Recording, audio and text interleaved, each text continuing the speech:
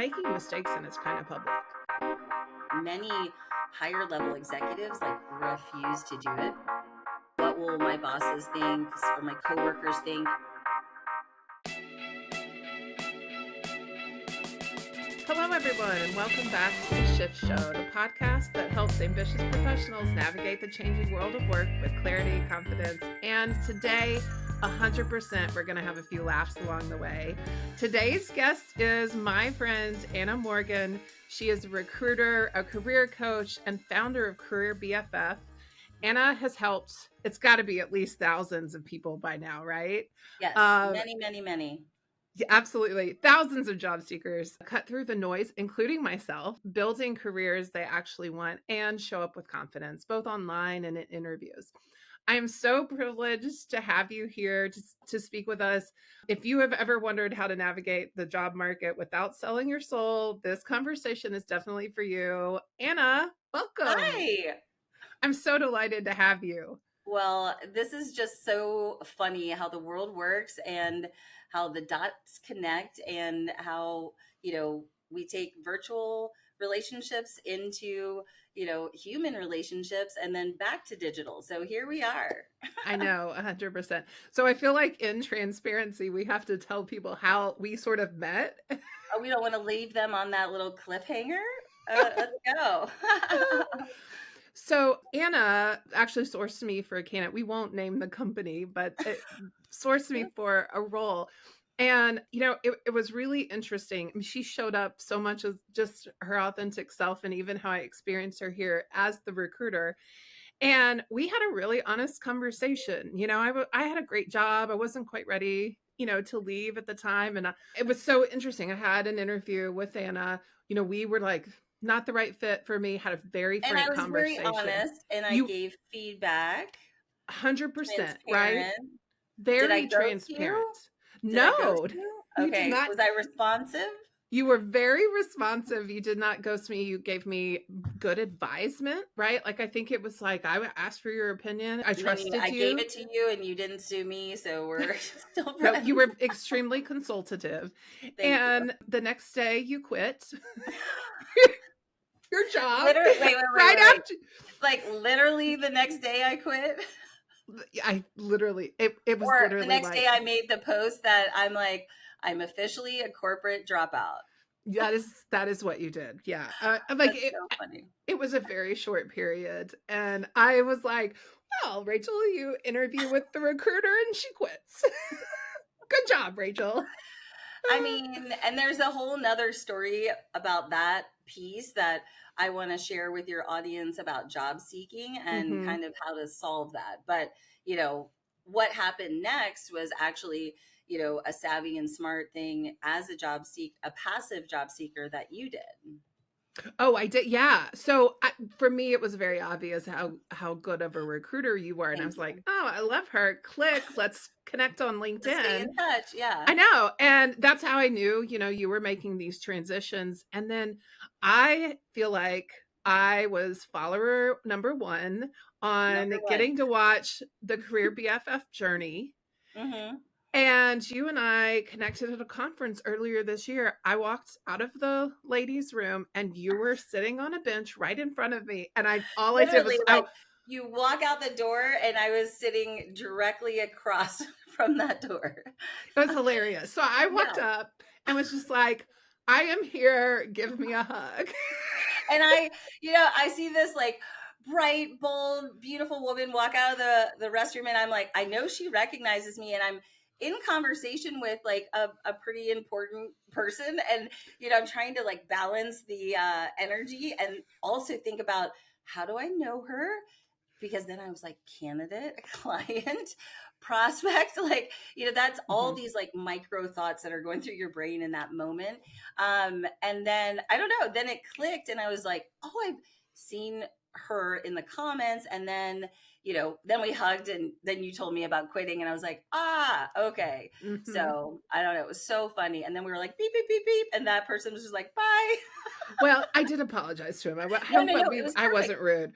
It was He exactly he what was was lovely. supposed to happen. Yeah. Yes. As a recruiter, how do you feel when candidates connect with you online or wanna stay connected? I always want to focus on working smarter rather than harder, right? And I've seen time and time again how, you know, a transaction ends up being a relationship, right? Like what has happened and evolved with our friendship. I always advise people like, you don't want to be creepy, right? And you also have to be self-aware on the depth and connection of the conversation that you had with that individual, right? If you felt like it was distant, kind of cold, might not go anywhere, or if you didn't have necessarily like the warm and fuzzies to, kind of peel back those layers, right? Because I feel like there's a high level screen and then there's kind of like, let's take off the blazers, like relax and get into it because taking a job is a life decision. Like, let's not try to make it a light conversation because it's not. And the work that we do to, find the ideal talent for our hiring teams in the business is complex, right? How did we have that conversation and then make decisions based on that? So if it was like a more distant conversation, then I would still connect on LinkedIn and really focus on ways to show credibility and support and engagement with that particular recruiter, so that you can kind of earn the trust to then go into the DMs and, ask or deepen that relationship in some way.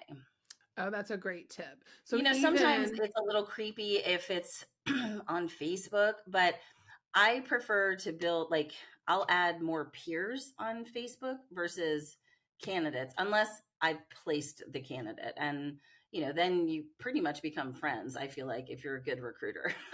So actually, that is really true. So I love that. Engaging right on the right platform in the right way, right? Based on your relationship. mhm. I definitely think that's a good one. Because I do think though sometimes people just put up those barriers. I mean, worst case scenario, they're just gonna say no, not ready to connect on this platform or whatever. But Yeah, I mean, at and the least worst is they try. can Yeah. ignore it, but I always encourage people to take the action that you hope others will take, right? So, if you know that this recruiter is probably more maybe of an influencer, or you just get a sense that he or she like knows their stuff and is well connected, and maybe they have focused on that particular niche in, engineering, and you're an engineer, right? Then that's a higher ROI. That's a connection that you want to focus, pouring a little bit more into. While I have you here, so I want to talk a little bit about Career BFF and sort of the brand you've also built just for yourself. But can we talk a little bit about just the job market, how Yes. wild it's been, and Ugh. rec- recruiting hell is a place you should not hang out Oh, I don't even, online. I'm glad actually I don't go there because sometimes I feel like if you're not in the right company, and I think this is exactly my brand, the career BFF vibe, where, I might be at a table with a bunch of our peers, all different levels, IC, leadership, managers, and I am such the eternal optimist, when it comes to, how we are evolving and what's changing and what's possible. Instead of like, AI is going to take all our jobs, I'm over here being like, AI is going to make us the most loved employees in the corporate work world, Well, because it if you're adopting, absolutely, I hope.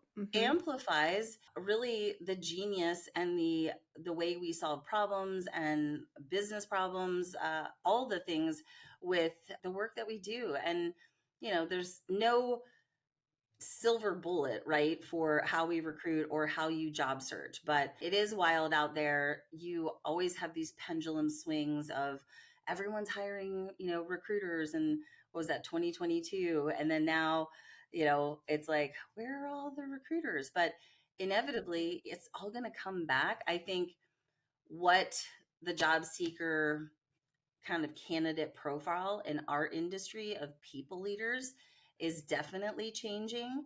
So as a job seeker, if you're a job seeker in, people leadership, talent acquisition, talent development, really this is the time to make sure that, you're continuing to build all of those skills, both in communication and AI, tech tools, just staying abreast of all of that, which is where you will then be able to fast track, I think, opportunities and conversations, because you're either going to be in those spaces or be qualified to be there. Yeah.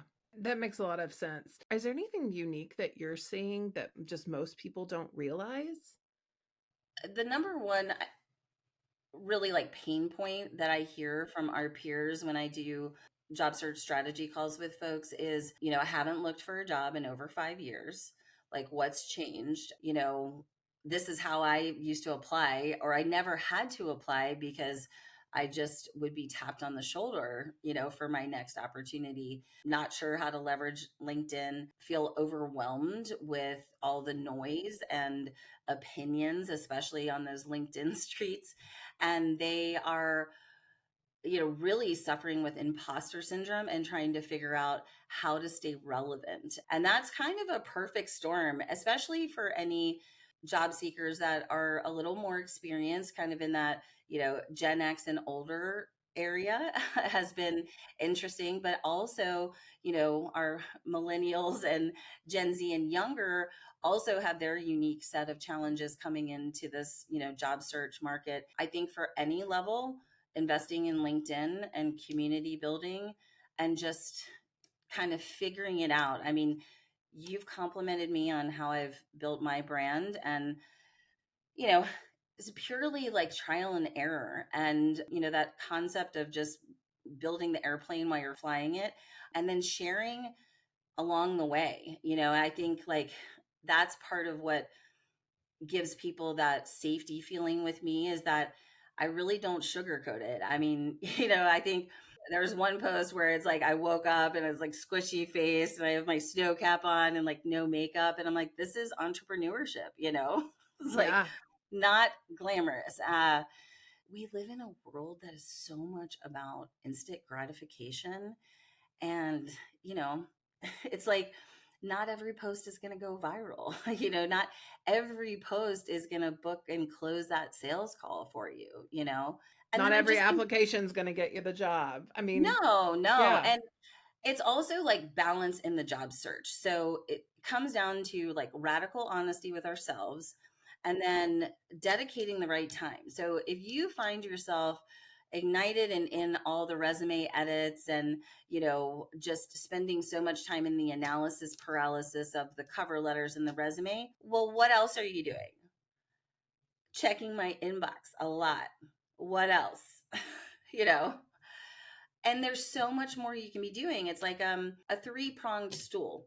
Applications. I hire candidates off of applications all the time. So do keep applying. You know, Okay, don't good to be know. don't be a jerk and apply to jobs that you know for sure that you're not qualified for. I don't advise using AI like that in your job search to mass apply. I think it makes you look like a lazy, spammy job seeker. And the way I think about it, if that's how you operate to get the result you want, it's not necessarily working smarter rather than harder. I would rather see you using AI and tech to, customize an outreach message, to build an automated messaging drip campaign for your ideal hiring manager, right? Hmm. Stuff like that. Customize your Um, resume, even. I mean, yeah. Exactly. And, Hmm. the resume is a vehicle for the conversation. Sometimes I would rather the resume be the caboose to the train. And you have such a great brand and presence, and you have so many inbound leads. You have one, first right of refusal, two, you have options, That's and great. then Hmm. three, you're not chasing and having to like prove your worth. That is the greatest ROI that people get from consistency, showing up imperfectly Love perfect. that. Yeah. Hmm. And, testing things out essentially. Hmm.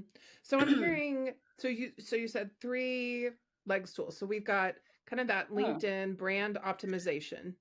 We've Yes, got the there's a virtual resume and three-pronged stool. So apply. we hire people on applications, then building your digital brand, right? I'm always going to champion LinkedIn first and then play around with the other platforms that you enjoy. And, I try to create for LinkedIn. And then if it works on Facebook or Instagram or wherever, then repurpose it. And then the third is, in person community. It's also that learning. Are you doing LinkedIn Learning, Coursera's? Are you volunteering? Are you going to conferences? And then being very strategic in those actions. I believe we're all in sales.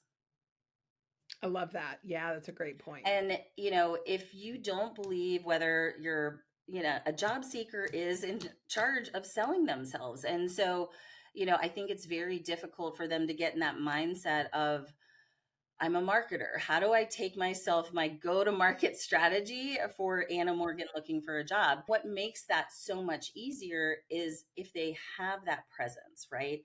And they have that consistency where it's just a little enough that you see Anna Morgan's name in the feed, in the comments.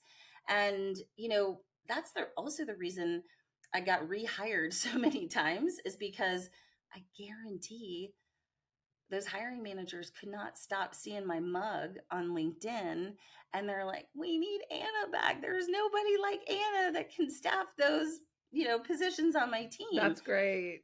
And that's powerful, right? There's a price tag that comes with that, Yeah. expertise and thought leadership. It can do so much for you. I mean, I remember like back in the office, I'd have loose connections that I worked with walk by my cube and be like, Anna, I love what you're doing on LinkedIn. And, Love it. I would be like, oh, I didn't even know we were connected.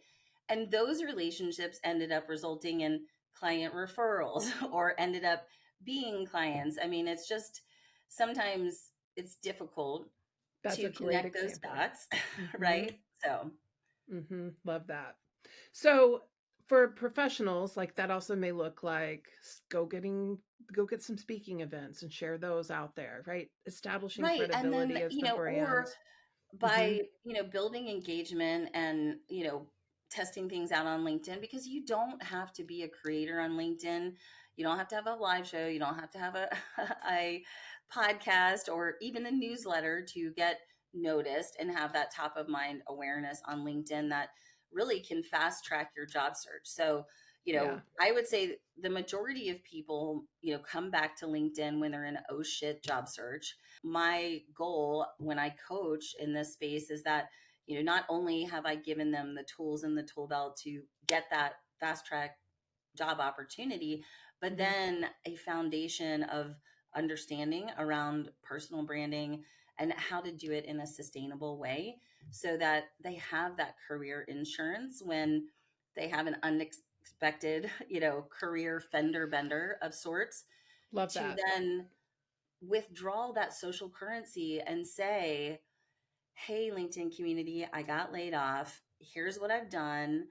These are my successes. This is, what I'm doing now.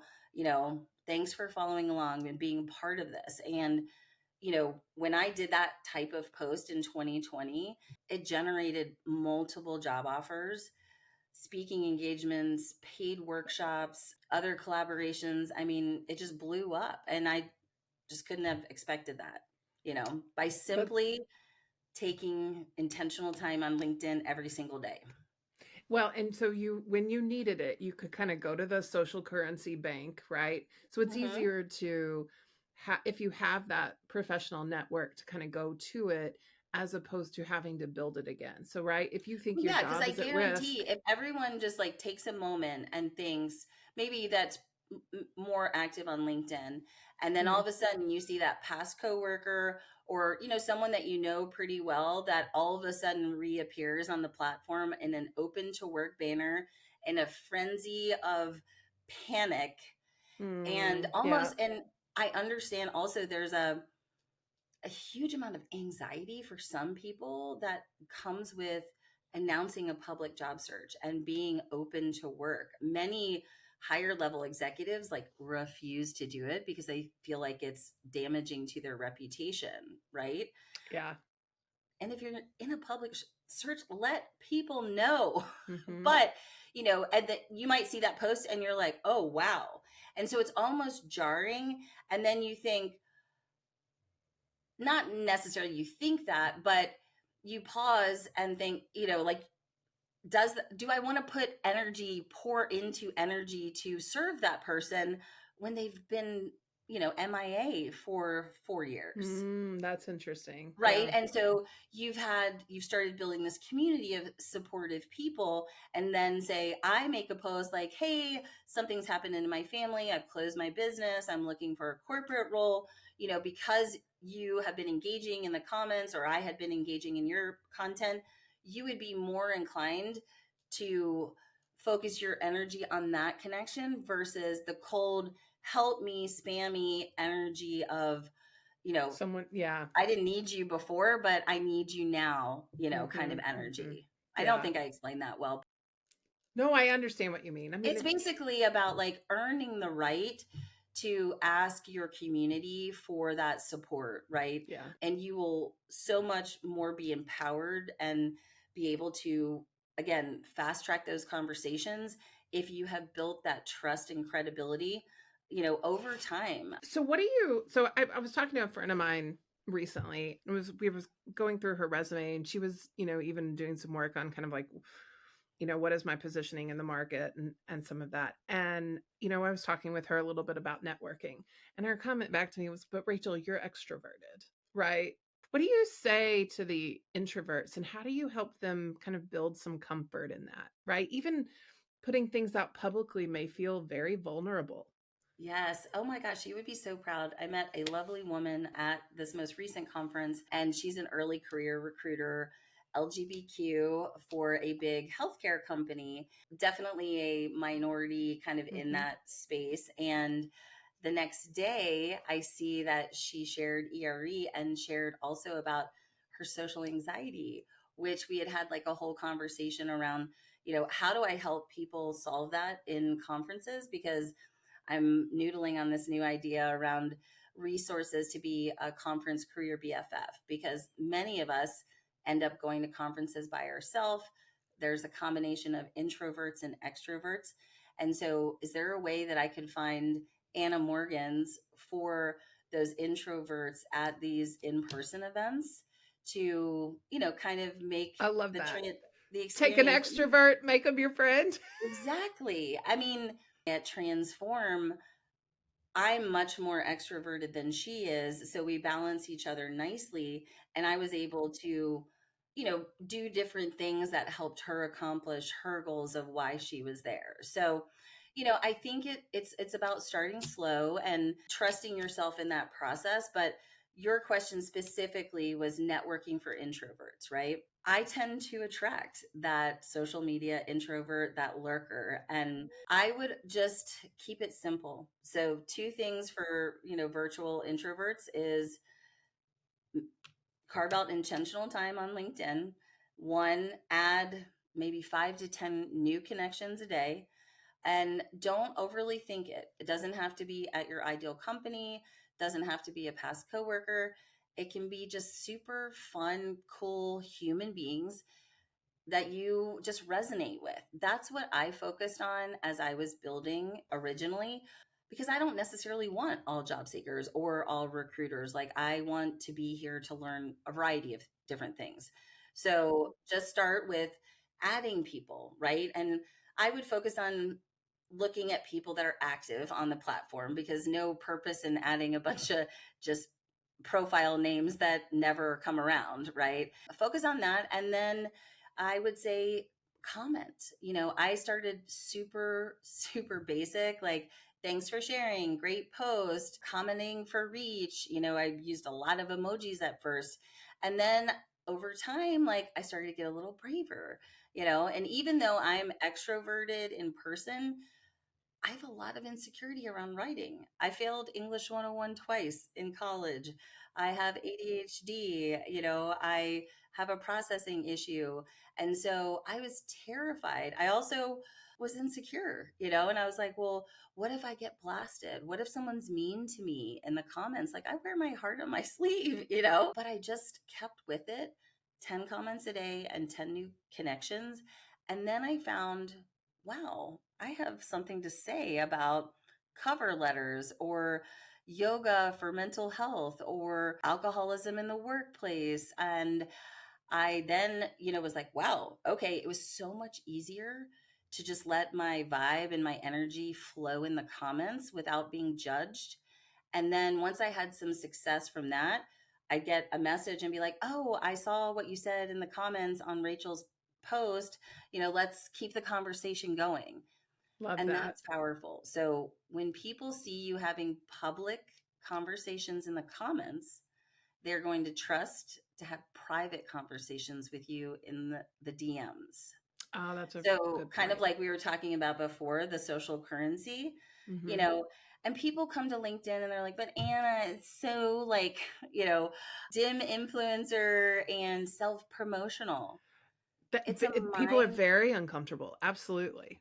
Well, yeah, because people are uncomfortable asking for help. They think they're going to be judged. And I will tell you, over my career, I mean, I joined LinkedIn in 2006. I started really kind of growing in 2018, 19 and 20. Every single person has always been either, I love what you're sharing, I've learned so much, I'm inspired by what you're doing. One boss was simply intimidated by LinkedIn. And that was the one experience that was like negative, but there was so much more wrapped up in that was not LinkedIn. So introverts, building community, starting slow, like build that muscle. You do that, and then, plan on going to some in-person events where then I try to plan, what do I want to get out of this? Like, why am I going to this conference? And for introverts, if you're going to an in-person thing, and this is just social anxiety is not your gig, if you can find any way to bring someone, as one, get that approval for that. And then two, if there's an RSVP list where people say like they're attending that event on LinkedIn or some event, I would go through there and see if you know anyone or Oh, someone that's a that great tactic. you can Yeah. warm up a relationship with. And once you've been kind of running the conference circuit for a while, then, you start to have some friends where I could message you and be like, are you going to RecFest? Or are you coming to Evolve 2026? By the way, I'm having a conference in January next year, and I would love to have all the recruiters come to Atlanta and TA leaders. So Good plug. thank That'll you. be an awesome one. Absolutely. In fact, if we can link to like that in the show notes, right? Do you have a website for that yet? I do. I have the Evolve Perfect. 2026 wait list, and I just did a recap in my latest newsletter. And probably next week, I'll start the next edition where I'm going to share a little bit more on what we learned from the speakers and kind of more about the behind the scenes planning. Yes, Rona, Perceptible Studios. She is kind of like a video agency exclusive for people leadership that want to get into video. And I was one of her beta test clients and now a paying client. I love how she does what she does. And we had a Yeah, lot of she's got fun some good stuff. being Mhm. her content creator assistant. I So, love that. Love that. Well, you yeah. guys have a really good partnership, I think, for Oh, and sure. here's another tip for introverts. So, Mhm.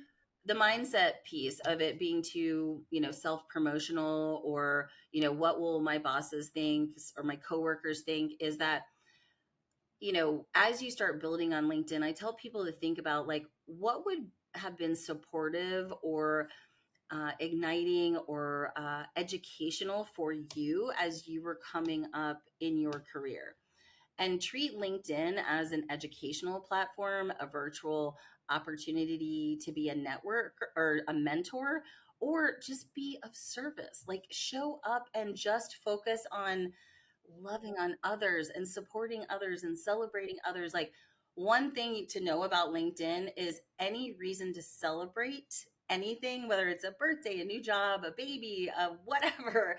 Um, LinkedIn is very generous algorithm wise to celebratory content. So that's also a way, if you are a commenter, you can go through the comments, and that's a great place to add connections, because those people are commenting on the same thought, industry relevant topic, meaning you're likely going to have more synergy anyway because you're in the same place virtually, kind of like you, as if you were in the same place at a conference, right? And over time, you might have some unfortunate situations, but for the most part, I've found LinkedIn to be overly generous. And we have to remember that we command our experience on LinkedIn. And there's a lot of ways that you can do that once you get a little more comfortable with the platform. Yeah, I think that's a really good point. And I'll You tell are you, not at the mercy of your news feed. well, and you mentioned imposter syndrome, right? I particularly, as I started podcasting, I was extremely uncomfortable. And there's definitely an element of, you may miss you, and you talked about this a little bit, but like you're making mistakes and it's kind of public. And part of this, you're all learning about how to network. You're, maybe sharing things you've recently learned, right? It's uncomfortable. I I did create a Spotify playlist, and I'll link to that too. That's just like for imposter syndrome. And Oh, I between love that. it's really helped me get through that. And Hmm. fortunately, I didn't suffer from it too long. But it Well, also, I was active work yeah, to get through and it. it takes time. I think it's also, you know, it's tough, and it also is just like trusting that you are the shit and you are equally qualified to be doing this. And for me, that's why a lot of times I go to these conferences, so that, because entrepreneurship is lonely, right? And Mm. so you know just to do that market research, and also just be inspired by those that are 5 years ahead of me, like had dinner with some new connections, and I was like, wow, this guy's built kind of an agency that I think looks like what I might want to do down the line. And so that was a rich conversation, and now a great connection where, we can support each other in the future. So yeah, I Yeah, totally no. forgot what we were Are talking there about. any particular mistakes you see people making? I Just mean, not doing it. yeah, not doing it, right? I think recruiters that are job seeking, and TA leaders, like, you're just as guilty as job seekers of not having updated relevant information on your profile. Leveraging your cover image, you now can have a slide deck and use that as a way to sell yourself and amplify your brand. Have an updated profile picture. Again, people compliment me greatly that my digital brand is exactly like I'm in person. I'm a little more fun in It is person, but very true. No, you're um fun. You're fun online but too. I if mean, I had a 10-year-old picture of me with mm, a bob and like honey colored hair, people would not recognize me. yeah. No, well, you were talking through kind of the mistakes that's, Oh, mistakes. Okay, so not having an updated photo. A lot of times, especially people leaders, they forget to update in their experience section. Say I worked for Evolve Events, right? And in that experience section, I'm describing Evolve Events, the company, and why you want to work with us, versus being on the job search talking about, as the director of events, this was my goal, and here's a couple shout out standout accomplishments in that role. Like, stop marketing for your past employer and start telling the story of the impact that you made, right? I would say that maybe they didn't accept those connection requests after recruiter screens, or maybe they didn't get them. It's wild to me to think that we're sourcing on LinkedIn with dinosaur profiles. Like, I'm sure your response rate is probably not as high as it could be, right? So those little things, not asking for recommendations, forgetting to update your skills. Like, yeah, I looked yeah, back make at sure mine you a can couple show months up and ago, and in I was like, oh, faxing is super relevant in 2025, or it might as well have like AOL and MySpace on there. So, you know, well, so it's true. update your skills. People don't realize though, like if you haven't been in the systems or sourced, I mean, they don't realize that, that about me section, or you can add different sections in your LinkedIn profile. You can, that'll allow you to show up. Certifications, awards, volunteer work, Mm-hmm. even like interests, right? Like this is one of the things from a relationship building, emotional intelligence kind of standpoint. I think a lot of us generation wise are struggling with, we forgot how to pay attention and build those relationships where, it's like, oh, I love that red lamp behind you. You used to look at the things in people's offices, or, that were talking points where it's like, clearly, Anna, you love dogs, you psycho, they're all over your wall. But that's a commonality that builds trust and is a great kind of talking point. So, I tell people, don't be afraid to like bring your profile to life. And remember, your profile is like welcoming someone to your back porch to have a lemonade, a coffee, or a glass of wine, right? Talk directly to the person. Don't say, Anna Morgan is an old ass recruiter that's been doing this, da da da da da. Like, I'd be like, welcome to the career, welcome. I'm so glad you're here. Here's a little about me. This is what I've done. This is who I serve. This is what people say about me. And then the close. How do you want people to engage with you on the platform? Tell them. DM me, message me, open to connection, here to network with HR business partners. Like, you can be as specific as you want, but you're going to have a higher probability of building that relationship if you're clear. Mm-hmm. Yeah. I think that makes a lot of sense. Well, and the clarity, right? I think a lot of times people don't think about who is that target audience. What is the kind of job that I want in the future? Mm-hmm. If Mm-hmm. you're casting your net too wide, you're not going to Yeah. show up in some of these searches and things like that. Right. And you could Mm-hmm. cast your net wider by working smarter rather than harder, building some relationships with some, qualified, top notch agency recruiters or individual recruiters or corporate recruiters. Focus on working those relationships, right? Like in your target list, or focusing on them from an engagement strategy Mm-hmm. versus spamming. I think the other thing that drives, I guess I won't speak for all recruiters, but when you're DMing a recruiter, say you see that I posted that particular role. And if you've never had any communication with that recruiter, go to their past post or comments and get in those first, right?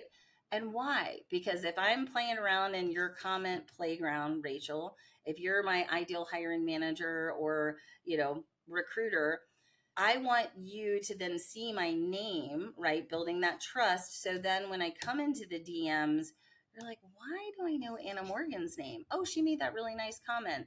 And then I can say, hey, Rachel, I really loved your post about the launch of your podcast. I gave you a rating, blah, blah, blah. Or it could be something so simple that's, a relatable bridge builder, from your engagement, content, or profile. And this is my rebel energy. I would not even say anything in that first message about applying to the role or wanting a job at that company. Get out of the transaction, focus on the long-term game.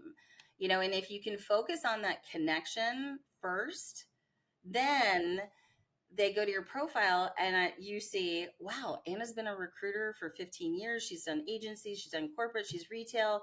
Holy shit. Holy cow, Anna Morgan's exactly what I need. And then the energy changes. And I go from the puppy behind the glass saying, Rachel, please hire me. I'm so cute and cuddly, and I promise I won't pee on your floor, to being that, top dog, purebred, princess poodle, French bulldog that everyone wants, that you're putting in big bids and competing with Lady Gaga for that next great candidate. The best Doggy. analogy ever.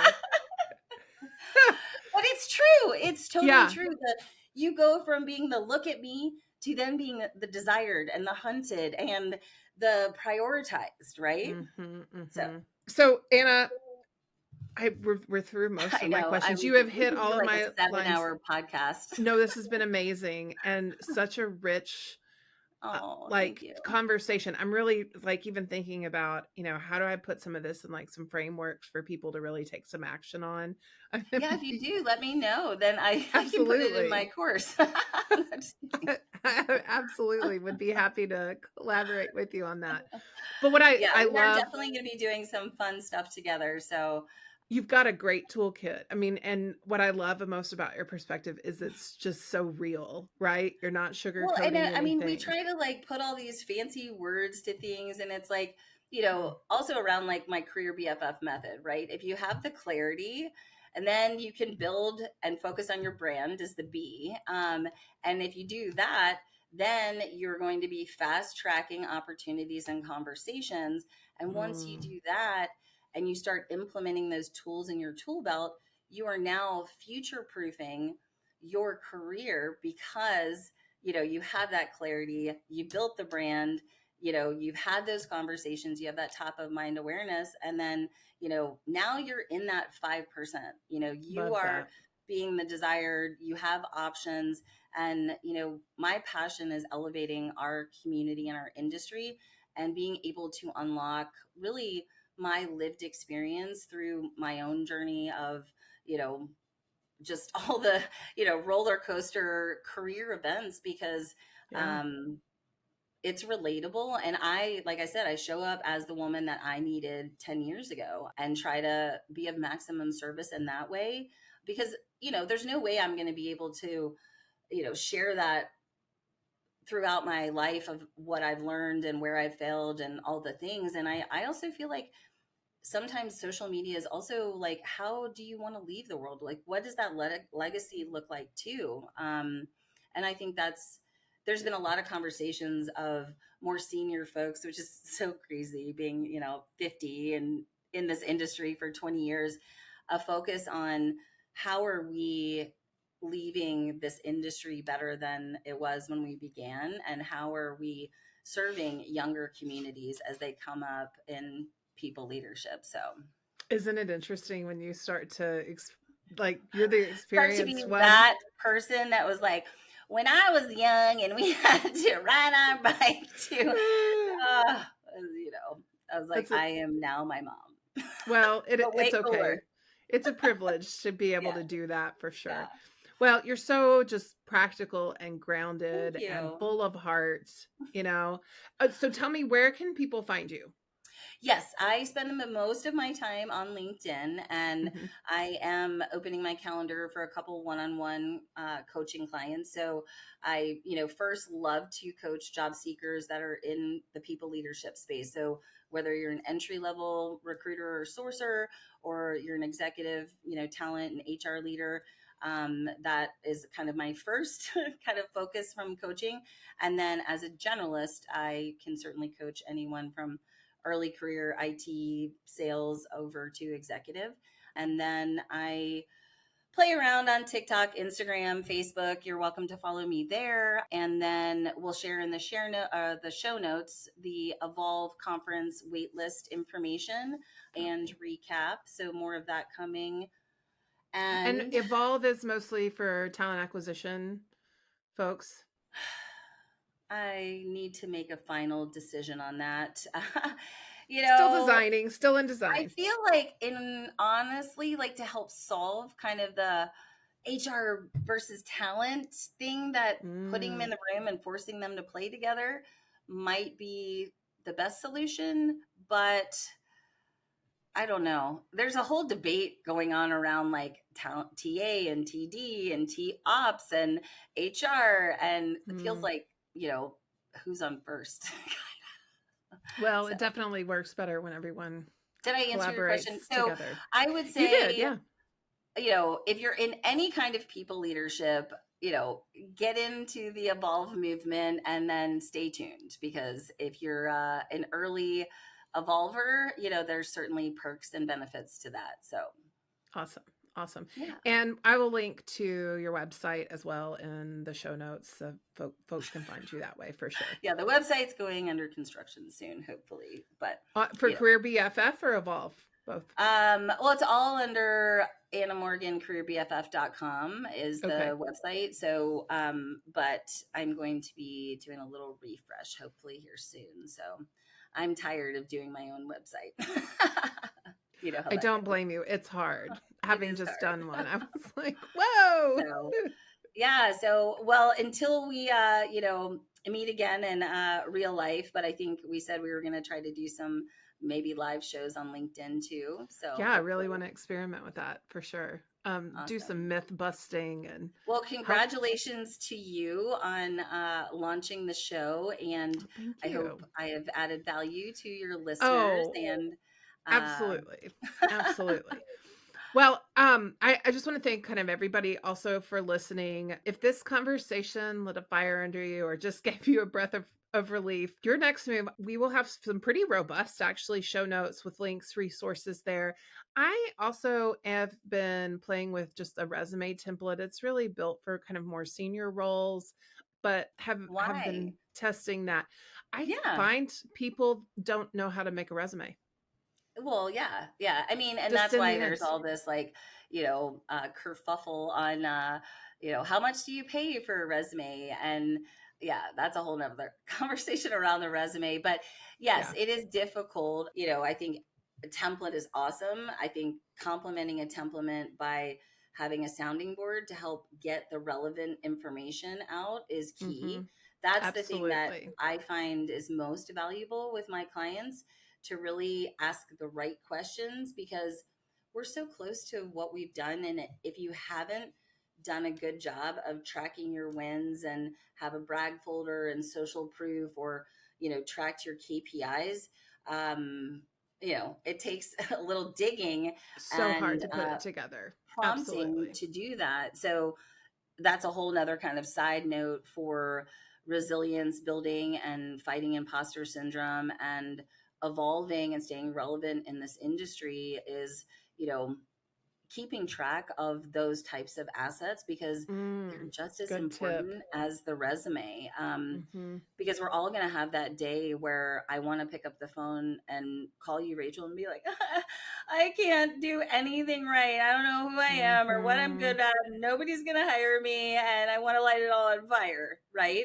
And Yeah. before I make that crazy phone call, but I probably will make that crazy phone call, is that I can open up my love folder and see all the job seekers that I've changed their lives, or, Love even that. think back to maybe a screenshot you've sent me, or something that, Mhm. just reminds you, like, oh, kind of brings you back to center and reminds you of your purpose and why you're here, and to just Great best practice. keep That going. absolutely.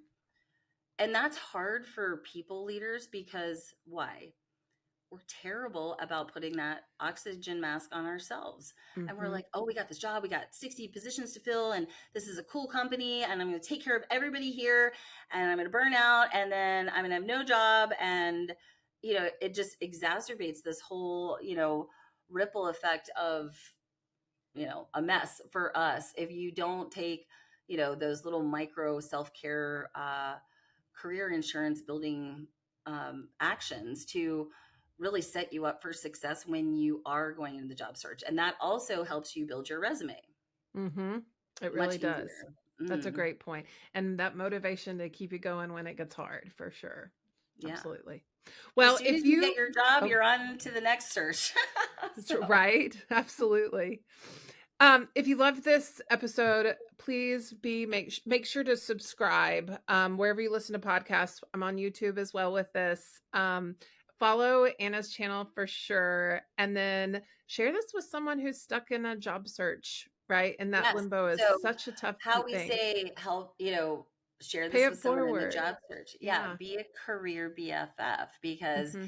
a career BFF is a connector, a giver, and, someone who, knows there's enough to go around, focuses on that collaboration over competition, and be the person that you will need when you're behind the desk, looking for that job. Absolutely. So, Absolutely. Well, this yeah. is Rachel and Anna with the Shift Show, and we'll see you guys next time.